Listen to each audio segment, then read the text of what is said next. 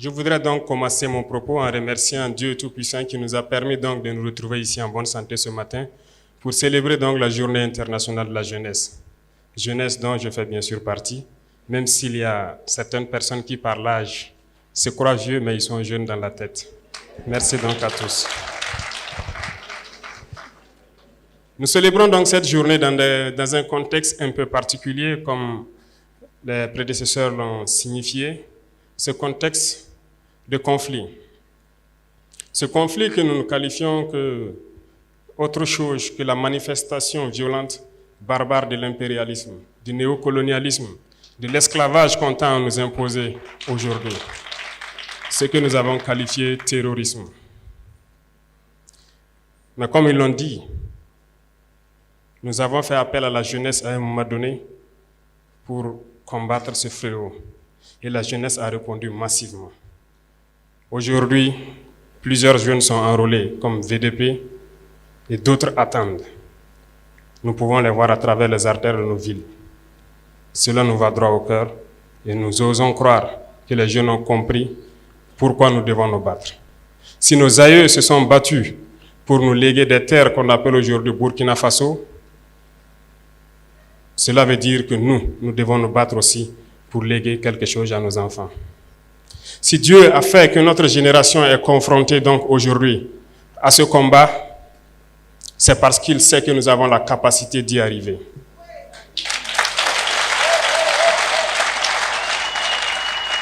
Et je sais compter sur tous pour qu'on y arrive. Le combat n'est pas seulement que militaire sur le terrain, mais le combat est beaucoup plus profond. Dans ce sens que nous devons aussi combattre à changer la mentalité. Notre génération a peut-être grandi dans un système qui nous a façonnés, qui est très difficile à changer peut-être, mais pas impossible.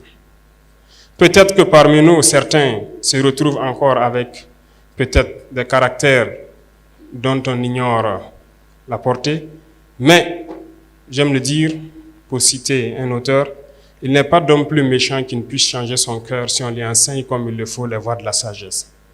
Je pense que chacun d'entre nous peut changer. Et dans ce sens, il y va de soi qu'on puisse se pardonner lorsque quelqu'un n'est pas sur la voie qu'on espère, mais en même temps en lui enseignant les bonnes manières pour qu'on puisse changer. Parce que l'arme fatale de l'impérialisme aujourd'hui, c'est la manipulation. Et la jeunesse est la cible. Notre pays, ou je dirais l'Afrique, est en majorité jeune. Et la jeunesse est la cible de cette manipulation. Et lorsque l'on découvre, il faut combattre cela. Et la plupart du temps, l'impérialisme n'est pas forcément ceux qui viennent d'ailleurs, mais ils sont parmi nous. Et c'est parmi nous que la manipulation naît. J'invite la jeunesse à s'en départir, à toujours chercher l'information juste et à toujours penser à nos patries, à nos différentes patries partout en Afrique. Je répète, si nos aïeux nous ont laissé une terre que nous avons trouvée, nous devons laisser de meilleures terres pour nos enfants. En ce sens, aujourd'hui, nous sommes réunis pour parler donc des problèmes de la jeunesse. Nous allons nous faire des promesses, certes, voir des perspectives, mais aussi se lancer des défis. Je pense que le parrain et la marraine vous ont lancé des défis. Et le ministre a souhaité vous donner chacun 300 francs. Mais je crois que le défi va au-delà de cela. Parce qu'il faut que la jeunesse comprenne aussi quelque chose. Nous, au niveau de l'exécutif, nous prenons des mesures, mais nous avons besoin aussi de vous parler, de vous sensibiliser, pour qu'ensemble nous puissions relever les défis qui sont aujourd'hui posés à nous. Pourquoi je dis cela? Lorsqu'ils racontent leurs histoires, on se rend compte qu'ils se sont battus d'eux-mêmes pour y arriver. Aujourd'hui, comme le ministre l'a signifié, instruction a été donnée pour qu'on puisse créer un fonds unique qui puisse soutenir la jeunesse dans l'entrepreneuriat. On ne vous demandera pas peut-être de partir de zéro, mais il y aura un minimum pour vous accompagner et vous aider. Parallèlement à cela, il y a très peu de temps, nous avons tout fait pour élaguer tout ce qui est fiscalité au niveau donc des jeunes entreprises qui devront se créer. Cela pour accompagner que vous ne vous retrouvez pas confrontés dès les premières années à certaines difficultés. En plus de tout ça, je pense, comme il l'a annoncé, nous pensons beaucoup à la formation professionnelle. Et c'est l'une des réformes majeures donc, de ce département. Et je pense qu'au passage à l'université, on l'avait bien fait savoir, il ne s'agit pas aujourd'hui de bosser, d'avoir un diplôme et de chercher à être employé. Il s'agit aussi d'apprendre des métiers et de pouvoir exercer. Donc, nous cherchons aujourd'hui à réorienter une bonne partie de la jeunesse vers l'emploi professionnel. Ce qui va sans dire que nous devrons construire beaucoup de centres de promotion donc, de l'enseignement professionnel et pouvoir apprendre beaucoup de métiers aux jeunes parce qu'ici, nous regorgeons de beaucoup de ressources. Il y a assez de réformes donc, en faveur de la jeunesse qui sont en cours et à travers le monde, nous avons pu comprendre que nous pouvons y arriver parce que nous avons assez de ressources à faire valoir à l'extérieur. Nous nous sommes centrés, par exemple, sur l'agriculture actuellement, qui est très important pour nous. Parce que je le disais tantôt, l'autosuffisance alimentaire, c'est un combat. C'est un combat parce que lorsque nous parlons de dignité, nous parlons d'honneur. Si vous n'êtes pas autosuffisant, vous n'avez aucune dignité. Lorsqu'un père doit rentrer le soir à la maison et qu'il n'a aucune graine à mettre dans l'assiette de son fils, il ne peut pas parler de dignité. Toute la famille vivra dans l'indignité parce que la femme devra se battre comme elle peut, de toutes les manières que vous puissiez imaginer, pour trouver à manger. Il n'y a pas de dignité une fois qu'on ne mange pas sa faim. Il n'y a pas de dignité lorsque nous tendons la main. Et voyez-vous cette nouvelle forme donc, de néocolonialisme dont on parle, qui tend donc à ramener notre jeunesse à des mendiants, à des assistés chroniques. Nous nous battons contre cela. Lorsque vous dites à un partenaire qui est prêt peut-être à vous servir de, mobile money jusqu'à 100 milliards, mais lorsque vous dites à ce même partenaire, non, servez donc à mobile money 20 milliards, et 80 milliards, nous allons faire des projets structurants donc, de production agricole pour les jeunes, ils ne sont pas d'accord. Ça doit nous interpeller. L'objectif, c'est de vous maintenir dans cet assistanat permanent. C'est de vous empêcher de pouvoir produire de vous-même et de vous en sortir. Et chaque fois, on vous donnera un peu et on vous dira de rester là. N'ayez pas peur d'entreprendre. N'ayez pas peur d'entreprendre, il faut vous lancer. C'est dur, souvent très dur. Vous allez trébucher. Vous allez souvent vous retrouver à genoux. Comme diraient certains, profitez, faites une prière, appuyez sur la paume, relevez-vous et marchez toujours. Ne vous arrêtez jamais.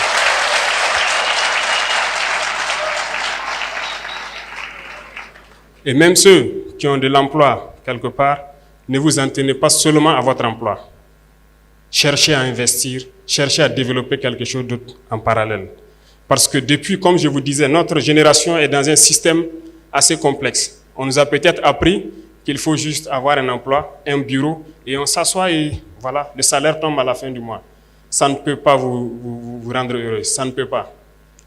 Votre salaire doit servir à développer quelque chose d'autre. Nous, nous sommes militaires, moi je suis entrepreneur aussi depuis quelques années de cela, en tant que jeune.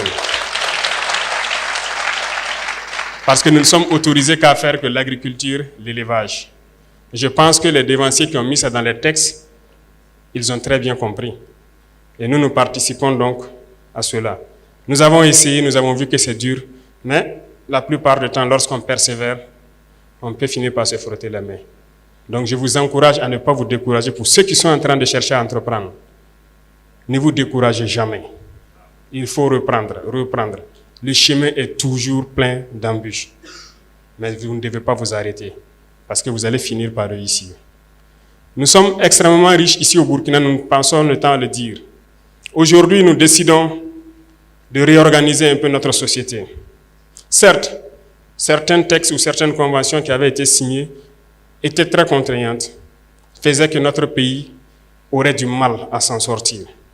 Aujourd'hui, grâce à vous, nous sommes en train de relire beaucoup de textes pour essayer de donner à nos nations ce dont elles doivent mériter. C'est dans ce sens que lorsque nous prenons par exemple le volet de l'orpaillage, votre thème en dit long sur l'employabilité des jeunes en milieu rural, beaucoup de nos jeunes se retrouvent aujourd'hui sur les sites artisanaux de production, dans des conditions les plus pénibles. C'est peut-être ce qui s'est passé en Europe ou en Amérique dans les années 1800. Lorsque les hommes rentrent eux-mêmes dans des galeries, qu'ils creusent eux-mêmes pour sortir le minerai, nos jeunes continuent de vivre cela, au péril de leur vie. Nous essayons aujourd'hui de moderniser un peu. C'est à l'issue de ça que nous avons créé donc la SONASP, une société qui va se permettre de pouvoir exploiter et de commercialiser nos substances précieuses, notamment l'or. L'or que les jeunes exploitent, que d'autres personnes viennent acheter à vil prix et qui contribuent à nourrir le terrorisme qui sort du pays sans que nous n'ayons aucun contrôle, nous avons décidé de créer cette société pour essayer de reprendre le contrôle de nos sites miniers et pouvoir permettre aux jeunes qui y sont de produire de façon plus mécanisée et plus respectable. Nous voulons aussi que chaque région puisse produire une spécialité. Ça pourrait être sûrement dans le domaine de l'agriculture parce que nous avons d'immenses potentialités. Nous avons des réserves d'eau naturelles, des lacs un peu partout à travers le pays, des rivières qui coulent et des barrages par-ci par-là, mais qui ne sont pas exploités. Nous sommes en train de vouloir lancer dans chaque région et c'est pour ça que ici je vous annonce qu'il y aura un représentant de chaque région au niveau de la présidence comme chargé de mission. Ce processus est en cours. Ces gens donc devront prendre les préoccupations de la jeunesse et surtout aussi des femmes qui se battent jour et nuit pour que nous puissions agir de façon progressive là où nous devons agir. Parce que cette lutte que nous avons aujourd'hui contre le terrorisme ne se fait pas uniquement par les armes, mais également par le développement. Tant que la jeunesse n'aura pas d'emploi, elle sera toujours tentée d'aller vers là où c'est facile d'avoir de l'argent. Et c'est ça aussi qu'il faut combattre. Nous avons déjà identifié beaucoup de pôles et que nous allons très bientôt à la sortie de la saison fortifier à travers l'initiative présidentielle, mais aussi à travers le ministère de l'Agriculture qui a une très bonne base de données et que nous avons donné une mission spéciale pour qu'on puisse atteindre l'autosuffisance alimentaire. Au sein de chaque région, donc, nous allons valoriser ces points d'eau et ces réserves que nous avons et nous allons accompagner autant que possible les jeunes. Donc c'est inviter tout le monde à se mettre au travail et à pouvoir redonner donc un autre visage à notre pays. Il y a beaucoup d'autres chantiers en cours et nous ne pourrons pas tout détailler ici. Je pense qu'au fur et à mesure, le ministère va se mettre à l'œuvre pour pouvoir, à travers le Conseil national des jeunes et à travers donc ce complexe que vous allez bâtir, je suppose que ce sera donc l'incubateur majeur qui pourra permettre de répercuter donc toutes les initiatives en faveur des jeunes vers les différentes régions. Peut-être que nous ne serons pas très longs, il y a un champ d'échange à venir, mais je souhaiterais vous dire, et j'insiste dessus, de ne pas avoir peur de risquer. L'entrepreneuriat, c'est du risque. Nous avons élagué tout ce qui est fiscalité autour. C'est un message à l'endroit de vous les jeunes. Initiez quelque chose. N'ayez pas peur de risquer. Pas de risque, pas de plaisir. Risquez, lancez-vous. On vous accompagnera autant qu'on peut. Et pour ceux qui se battent actuellement, nous essayons de faire le maximum possible pour donner tout ce dont ils ont besoin. C'est le lieu pour moi de rendre hommage donc à tous ces jeunes qui se sont engagés sans état d'âme, comme VDP, qui sont aujourd'hui sur le terrain, sous la pluie, sous la brume, dans la boue, partout où on les demande de partir, ils se battent sur le terrain pour essayer de récupérer nos terres et donner donc à ce pays ce qu'on appelle l'intégrité territoriale.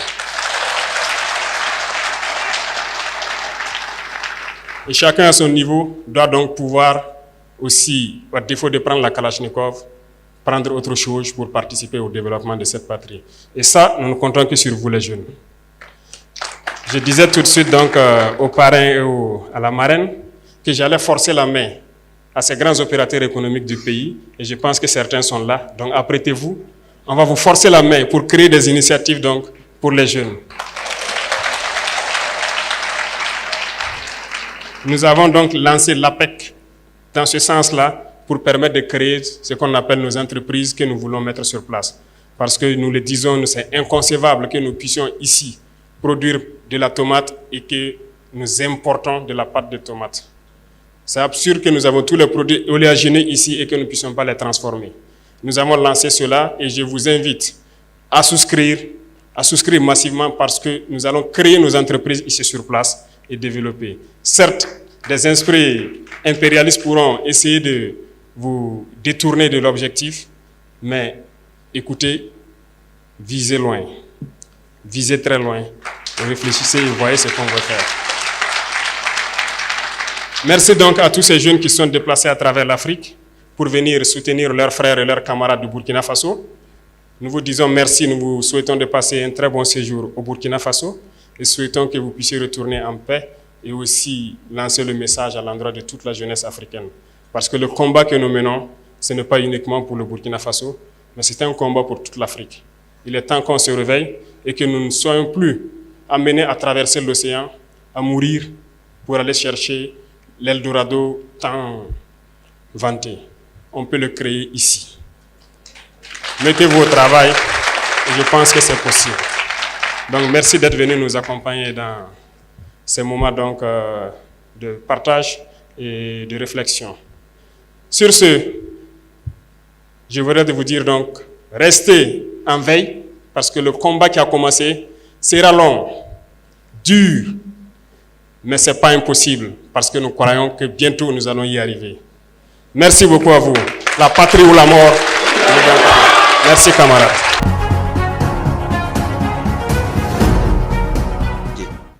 L'insécurité que nous vivons aujourd'hui nous a été imposée. Imposée parce que les gens ont des intérêts égoïstes, partisans, individuels. Nous a imposé parce qu'il y a des grandes puissances qui pensent que des petits pays ne doivent pas se développer.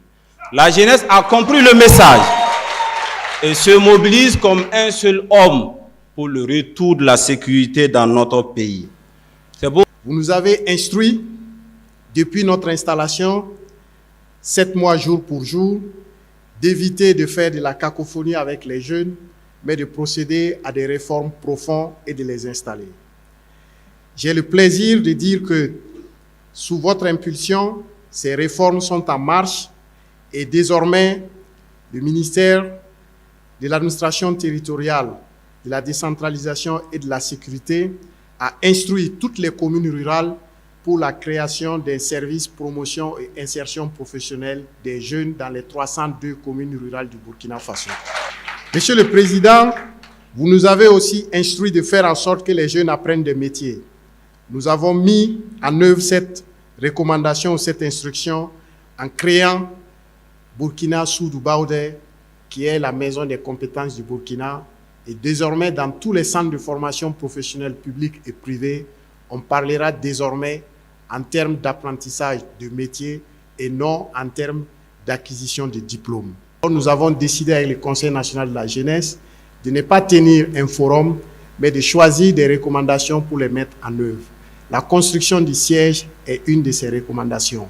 Nous avons trouvé des personnes qui ont souhaité nous accompagner. Depuis le mois de mars 2023, nous avons entamé les démarches et nous souhaitons qu'on puisse mettre en œuvre les recommandations concrètes. Pour concrétiser notre engagement, j'annonce que la marraine Aguerre Mamleta Venera fait don d'un bus de 50 millions au profit du Conseil national de la jeunesse pour faciliter sa logistique.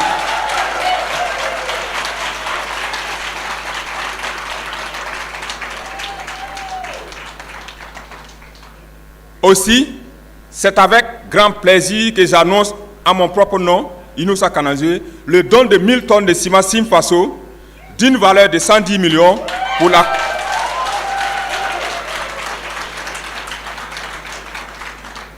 pour la construction du complexe de la jeunesse.